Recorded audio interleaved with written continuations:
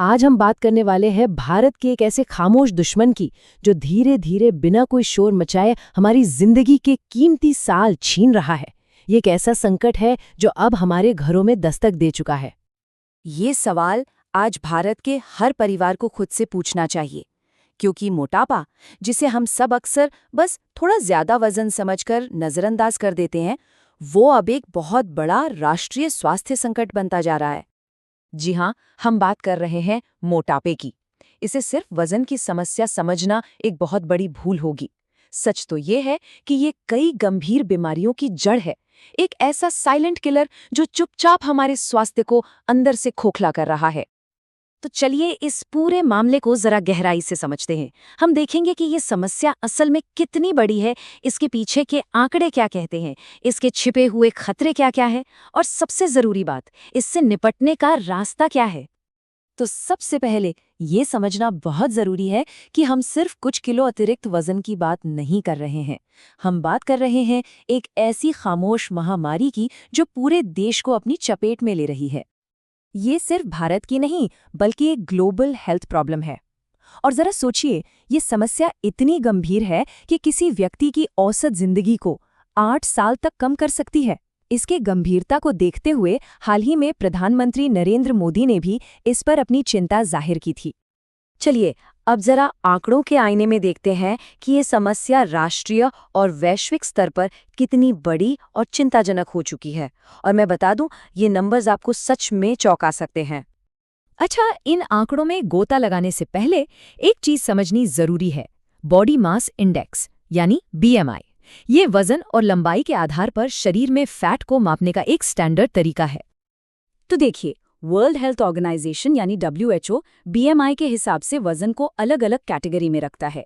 अगर किसी का BMI 25 से ज्यादा है तो उसे ओवरवेट माना जाता है, और अगर ये 30 से भी ज्यादा हो जाए तो उसे ओबीस यानी मोटापे का शिकार माना जाता है।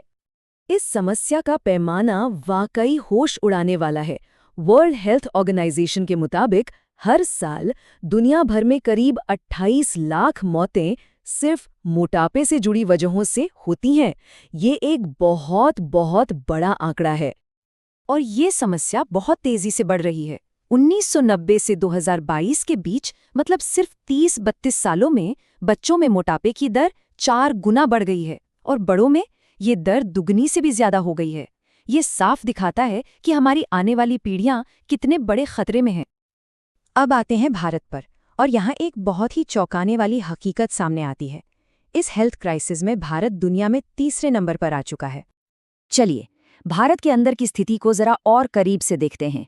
लैंसेट जर्नल की एक हालिया रिपोर्ट बताती है कि 2022 में भारत में लगभग 18 करोड़ वयस्क मोटापे का शिकार थे, और तो और 1.25 करोड़ से ज्यादा बच्चे भी ओवरवेट की समस्या से जूझ रहे थे। भविष्य का अनुमान तो इससे भी ज्यादा डरावना है। अगर हालात ऐसे ही चलते रहे तो 2050 तक भारत में 44 करोड़ से ज्यादा लोग मोटापे का शिकार हो सकते हैं। सोचिए, ये कितनी बड़ी आबादी होगी। लेकिन ये सिर्फ आंकड़े नहीं हैं। इन नंबरों के पीछे छिपे हैं गंभीर स्वास्थ्य खतरे और गहरा मानसिक असर, जिन्हें समझना हम सबके लिए बहुत जरूरी है। देखिए, मोटापा सिर्फ एक्स्ट्रा वजन नहीं है, बल्कि ये कई जानलेवा बीमारियों का घर है, जैसे दिल की बीमारियां, टाइप 2 डायबिटीज, और यहाँ तक कि कुछ तरह के कैंसर के लिए भी ये एक बहुत बड़ा रिस्क फैक्टर है। और शारीरिक स्वास्थ्य के साथ साथ बॉडी शेमिंग और सामाजिक भेदभाव का जो मानसिक असर होता है, उसे स्वीकार करना भी बेहद जरूरी है। ये लोगों को अंदर ही अंदर कमजोर कर देता है, उनके आत्मविश्वास को तोड़ देता है। तो सवाल ये उठता है कि आखिर ऐसा हो क्यों रहा है? हम इस मोड़ पर पहुंचे कैसे? चलिए इस महामारी की जड़ तक जाते हैं और इसके मुख्य कारणों को समझते हैं। एक सबसे बड़ी वजह है हमारे खानपान में आया जबरदस्त बदलाव। हम सब घर के बने पौष्टिक खाने से दूर होकर बाजार के सुविधाजनक अल्ट्रा प्रोसेस्ड फूड की तरफ बढ़ गए हैं, और अब तो फूड डिलीवरी ऐप्स के जरिए ये सब बस एक क्लिक पर घर तक आ जाता है। इसके अलावा हमारी मॉडर्न लाइफस्टाइल के कई और फैक्टर्स भी इसके लिए जिम्मेदार हैं, जैसे दिन भर बैठे रहना, शारीरिक मेहनत की कमी, बहुत ज्यादा तनाव लेना, नींद पूरी न होना, और हाँ, कुछ मामलों में जेनेटिक्स भी एक बड़ा रोल निभाता है। ठीक है, तो अब हम समस्या की जड़ को समझ चुके हैं। तो अब सबसे जरूरी सवाल पर आते हैं, इसका समाधान क्या है?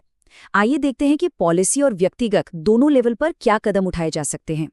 सरकारी और संस्थागत स्तर पर कुछ कदम उठाए जा रहे हैं।